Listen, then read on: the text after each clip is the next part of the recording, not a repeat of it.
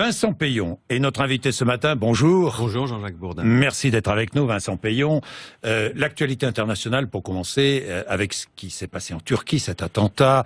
La Turquie qui est un pays finalement qui est enserré dans le conflit syrien, Irak, qui accueille de très nombreux réfugiés. Est-ce que nous ne sommes pas finalement un peu injustes à son égard, sincèrement? L'affaire avec la Turquie, vous savez, nous avons gelé les négociations d'adhésion et l'ouverture des livres. Vous êtes favorable à ces négociations d'adhésion? Vous êtes favorable à l'adhésion de la Turquie ou pas à l'Union européenne? Favorable à cette adhésion, mais je pense que depuis quelques années, les choses ont malheureusement évolué. Pourquoi j'étais favorable il y a quelques années, quand le président Sarkozy ne l'était pas? Parce que je pensais d'abord que le développement de l'Europe, c'est vers son sud, et qu'on aurait mieux fait de stabiliser, vieille idée de Jacques Delors, notre sud, on voit dans quel état il est. Deuxièmement, qu'il était très important lorsque la Turquie était encore l'État laïque et puissant économiquement, de les arrimer à nous de telle sorte que nous soyons à la fois culturellement, politiquement et économiquement plus forts. Il est vrai que les évolutions des dernières années rendent les choses difficiles.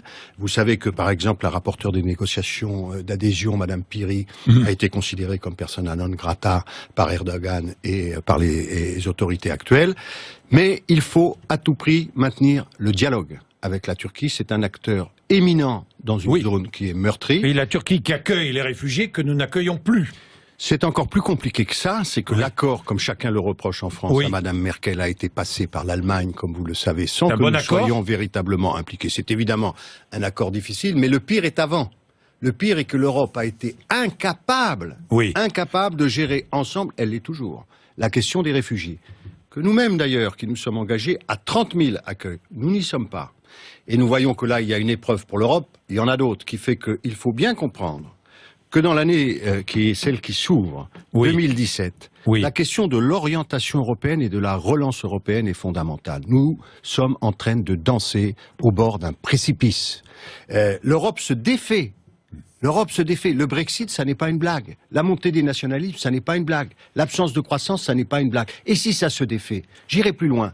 Les injures d'un certain nombre de responsables politiques français à l'égard de Madame Merkel, y compris lorsqu'elle avait le cœur, la générosité, pas une blague. L'absence de croissance, ça n'est pas une blague. Et si ça se défait? J'irai plus loin.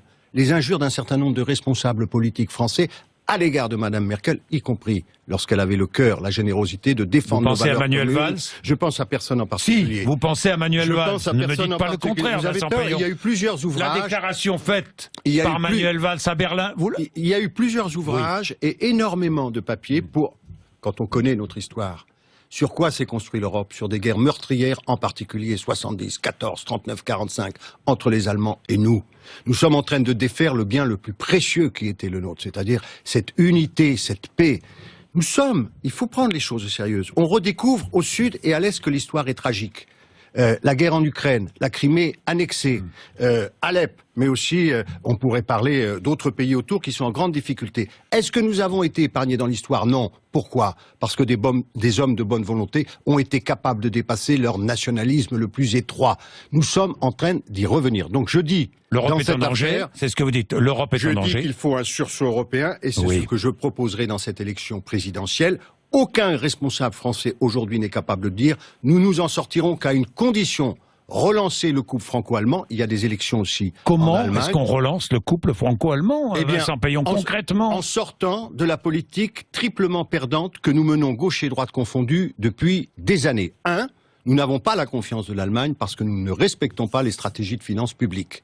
2, nous négocions des petits écarts budgétaires par des lois que les Français n'apprécient pas parce qu'elles sont des lois punitives, des réglementations du marché du travail. 3, nous nous interdisons d'approfondir l'Europe parce que nous ne recréons pas cette confiance. Je propose aujourd'hui, contre cette démarche triplement perdante, exactement la démarche inverse.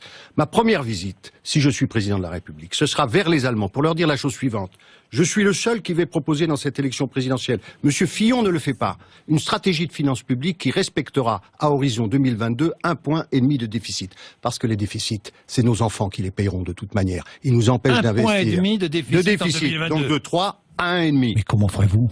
Je le fais avec justement la possibilité même. On va y revenir, mais la possibilité même de mener une politique de gauche et de faire des investissements là où doivent y en avoir. Nous expliquer? Mais évidemment pas 300 milliards ici sur les revenus d'assistance, 25 milliards là pour conforter des clientèles. Non, une stratégie qui permet à la France de donner à ses enfants les formations qui leur permettent d'entrer dans l'emploi, l'accompagnement nécessaire. Nous pouvons le faire. Donc, je dis quoi ? Je dis cessons de faire croire aux Français que c'est l'Europe qui est la cause des difficultés qui sont nos difficultés, et je vais plus loin.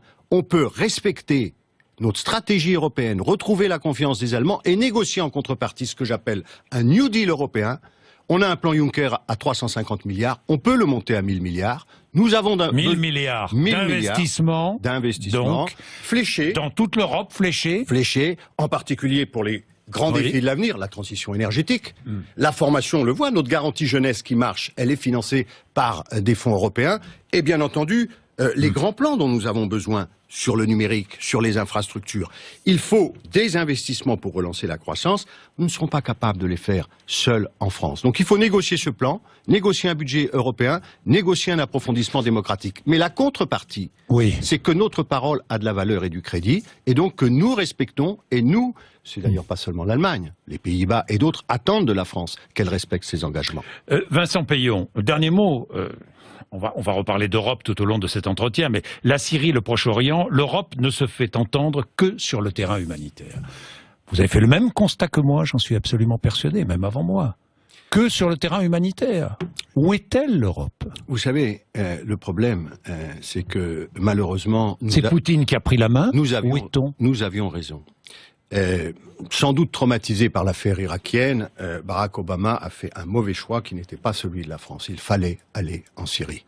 Parce que Bachar el-Assad avait... Aller en Syrie sur le terrain ? Et il fallait intervenir en Syrie contre Bachar el-Assad. Avec des troupes au sol ? Non, c'est pas des troupes au sol. On n'a même pas fait au départ ce qui devait être fait. Et je vous rappelle qu'il y avait quand même déjà 200 000 personnes, 200 000 Syriens qui avaient été massacrés avec des armes chimiques par leur gouvernement. Le retrait d'Obama, le vote, ne l'oubliez pas, aussi des Anglais, qui a beaucoup compté dans la décision d'Obama. A laissé, j'étais au gouvernement à l'époque, le président de la République, le Premier ministre et Laurent Fabius dans une situation de très grande difficulté. Nous soutenions, vous en souvenez, l'opposition syrienne et nous étions pour cette intervention. Le résultat, eh bien, c'est qu'on paye ses fautes. Et que la situation créée aujourd'hui, c'est un pas en arrière après un pas en arrière. Et effectivement, une association, vous le dites, avec la Russie, mais enfin, ne l'oublions pas, avec l'Iran aussi. Avec l'Iran. Et bien entendu, c'est très important pour la géostratégie de cette région. Et donc, nous n'avons que la voie diplomatique pour essayer d'intervenir. Je le regrette. Ça nous amène à quoi ? Deux choses, si vous me permettez. Dans ce plan européen, et parmi les choses que je propose, c'est très très important. Bien entendu, la politique étrangère et de sécurité commune doit être... Mais un fonds européen de défense qui permette, surtout maintenant qu'avec l'élection de Donald Trump, et la nouvelle force de Poutine. Mais Trump dit, je ne veux plus intervenir sur ce genre de sujet, et je suis même assez réticent à l'égard de l'OTAN, ce qui est quand même, pour les pays de l'Est de notre continent, très important. Eh bien, ça veut dire que l'Europe doit être capable de se défendre par elle-même, et je souhaite, les choses avancent d'ailleurs bien avec l'Allemagne, je souhaite que ce soit une de nos priorités, nous continuions en France nos efforts de défense, en montant à 2% du PIB les dépenses de défense, mais je souhaite aussi qu'on comprenne qu'il faut une intégration et donc la création d'un fonds européen de défense. Pour une armée européenne, en quelque sorte. Un fonds européen de défense qui nous permettra de mobiliser, d'abord, de renouveler nos matériels, de coopérer mobiliser plus étroitement, des troupes européennes. Bien entendu, d'être en capacité d'intervention. S'il s'avérait une armée européenne qui sera en capacité d'intervention. Nous sommes la première puissance économique mondiale.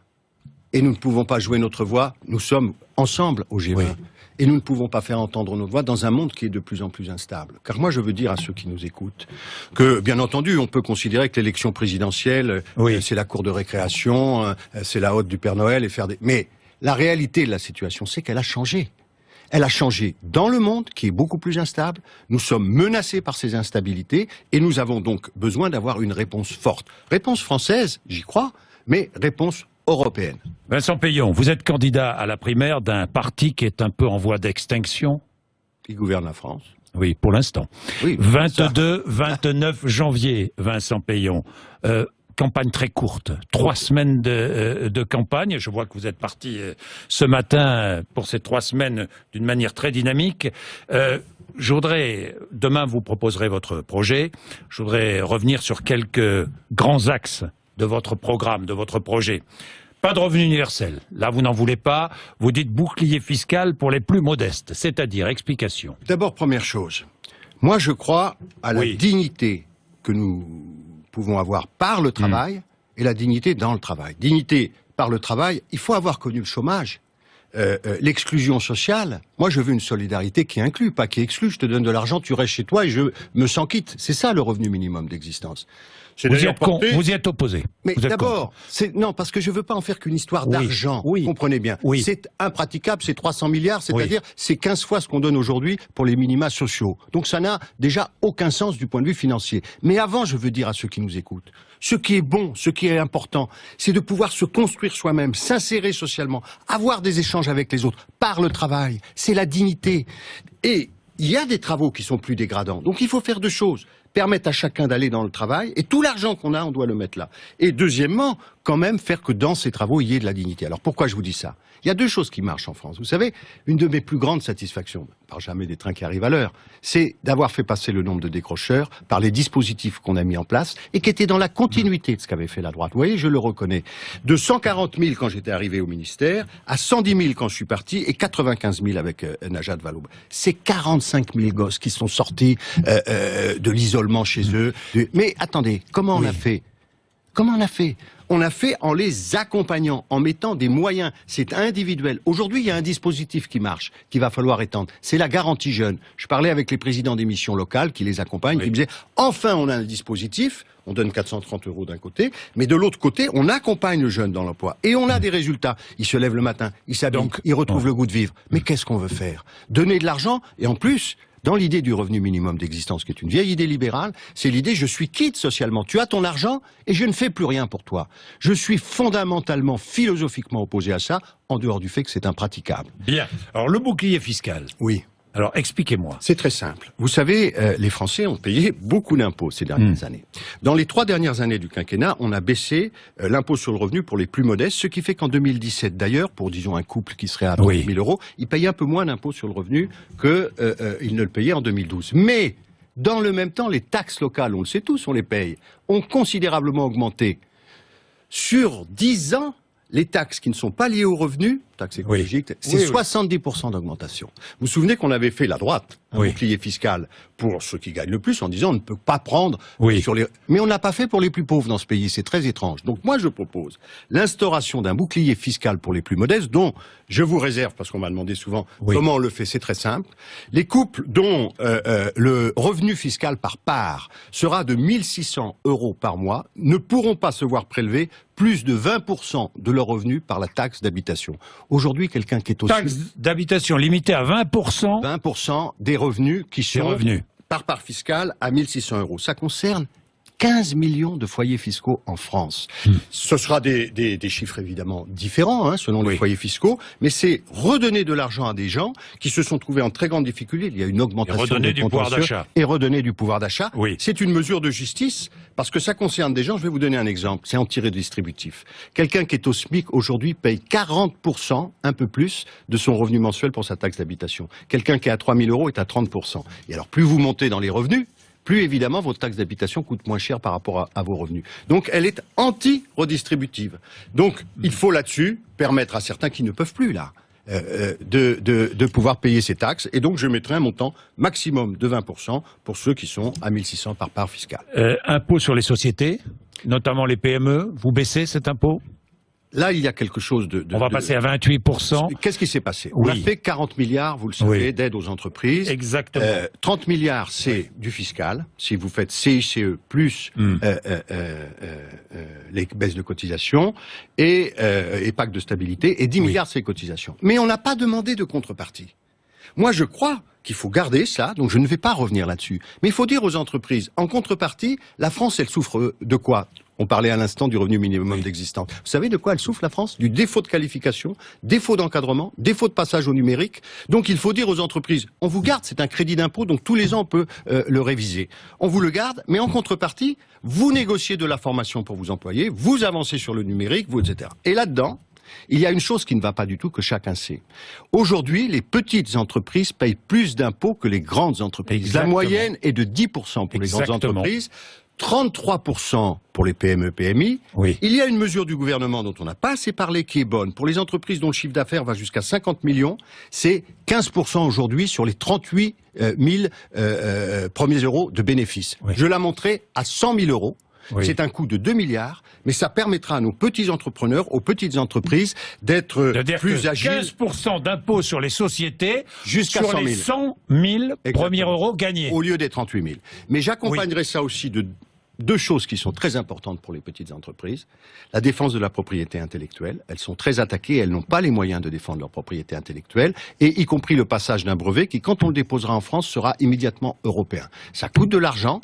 Mais aujourd'hui, ça leur coûte 40 000 euros, elles ne le font pas, et donc elles n'investissent pas, et elles vont pas à l'export. Vous vous souvenez que le CICE, c'était pour nous dire, dans la compétition internationale, celles qui sont dans la compétition, il faut les aider. En réalité, comme on l'a pas ciblé, on ne l'a pas fait. Et nos petites entreprises n'en ont pas profité. Et deuxièmement, je veux la garantie de la propriété intellectuelle, et les aides par... Bon, là, les choses sont un peu plus techniques, mais des aides pour accompagner ces entreprises dans la conquête des marchés à l'export. Bien, Vincent Peillon, vous allez venir avec moi sur RMC dans quelques minutes pour répondre aux questions des auditeurs, et nous reviendrons sur le bouclier fiscal pour les plus démunis, sur quelques-unes des mesures que vous nous annoncez ce matin. La dépénalisation du cannabis, vous voulez franchement rouvrir le débat ou pas? Rouvrir le débat, oui. J'entends des tas de Vous êtes favorable ou pas? D'abord, on va être très précis dans les termes. Oui. Ce qui me semble intéressant, d'après un certain nombre de pays le font, pas la dépénalisation, c'est la légalisation. Légalisation, c'est pas tout à fait et c'est une affaire de santé publique. Vous êtes favorable à la légalisation? Je ne suis pas favorable à la légalisation. Je suis favorable à ce que la France soit intelligente. Oui. Et que quand les médecins et les policiers vous disent il y a un vrai problème, que tous les pays autour de vous, nous en débattions le temps nécessaire pour que les uns et les autres puissent argumenter. Il y a des arguments défendus par de grands épidémiologistes, par de grands médecins qui disent il faut aller dans cette direction. Il y a d'autres gens qui sont inquiets, qui pensent que non. Le minimum, quand même, au pays de Descartes, au pays de la raison, c'est qu'on en parle. Autrefois, j'ai vécu une polémique avec d'ailleurs les mensonges. Mettons de la vérité dans la vie politique, hommes politiques et journalistes aussi. Je n'ai jamais dit que j'étais pour la dépénalisation. À une question qui m'était posée, j'avais répondu c'est un débat qui mérite d'être ouvert. J'ai vu d'ailleurs que Marisol Touraine, en fin de quinquennat, le disait, comme tous les gens raisonnables. On peut débattre, mais le débat est clos, avait répondu Manuel Valls. Ce n'est pas une bonne façon. Je crois que, vous savez, notre pays, ça va être un des enjeux de cette primaire. Moi, ce que je veux montrer dans cette primaire, c'est qu'il peut y avoir une gauche de gouvernement. Pas une gauche qui à nouveau promet tout et n'importe quoi parce que dans le fond elle veut pas gouverner et qu'elle peut additionner tous les jours des centaines de milliards de dépenses. Premier ministre qui est candidat. Et je ne veux pas à l'inverse. Et je ne veux pas à l'inverse d'une gauche qui quand elle gouverne. Est-ce qu'il a bien gouverné, Manuel Valls? Une gauche qui quand elle gouverne n'est pas reconnue comme étant suffisamment de gauche. Alors justement, donc, est-ce que Manuel Valls a bien gouverné? Et je veux redonner de l'espoir aux Français et de gauche. Ne partez pas dans cette primaire en pensant qu'on a perdu. On peut gagner l'élection présidentielle. Et je veux être le candidat avec qui Macron, va montrer, avec Mélenchon, pour gagner la présidentielle. Parce que je les connais tous les deux. Il faudra se rassembler. Il faut cesser d'être sectaire. Moi, je pense profondément, ça amuse bien la droite, ils le savent.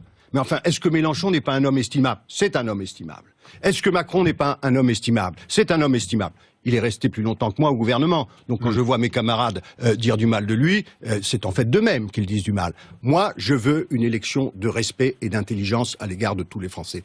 Je crois que nous en avons besoin. Je crois que notre peuple n'a pas besoin de coups de menton. Il n'a pas besoin qu'on gouverne par ordonnance. Il a besoin de se rassembler autour d'une ambition commune. Et c'est ce que je proposerai. Si on dit ça, et qu'on commence par exclure Mélenchon et Macron, ça n'a aucun sens. Et croyez-moi, je suis prêt à aller au-delà de Mélenchon et Macron. Parce que je pense que le grand... C'est-à-dire? Et je vous rappelle que je suis celui qui avait fait l'union de Robert Hue à Marielle de Sarnez. Je vous rappelle que François Bayrou... Du Modem à Robert Hue. Je vous rappelle que il faut construire, comme le voulait Mendes France dans ce pays, des contrats de gouvernement avec les majorités les plus larges possibles pour répondre aux défis de la France. C'est ce que veut faire Macron? C'est le respect... Je ne sais pas ce que veut faire Macron. Je ne sais pas ce que veut faire Macron. Vous pourriez travailler avec lui? Je peux travailler avec tous ceux qui se mettront... travailler avec vous? Je peux travailler avec tous ceux qui se mettront d'accord sur des idées. Sur des idées. Cessons cette France de petites phrases, de postures personnelles, d'incarnation.